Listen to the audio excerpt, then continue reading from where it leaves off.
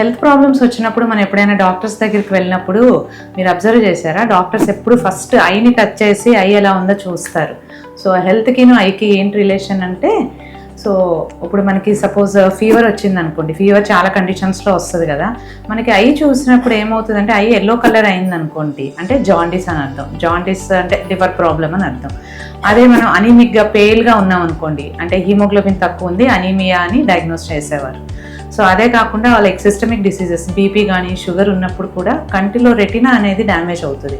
కంటిలో రెటినాలో vein occlusions అనేవి జరుగుతాయి. సో ఇవన్నీ కూడా మనకి ఐని చెక్ చేసుకుని సో ఇవన్నీ డయాగ్నోస్ చేసే కండిషన్స్ ఇవన్నీ. ఇవే కాకుండా మనకి రిమటైడ్ ఆర్థరైటిస్ అని కొంతమంది వస్తారు, వాళ్ళకు కూడా ఐలో చాలా సివియర్ డ్రైనెస్ ఉంటుంది. అది మనం హిస్టరీ తీసుకున్నప్పుడు ఈ రిమటైడ్ ఆర్థరైటిస్ ఇవన్నీ బయటపడతాయండి. సో డ్రైనెస్ కూడా కొన్ని సిస్టమిక్ కాజెస్ వల్ల వస్తాయి.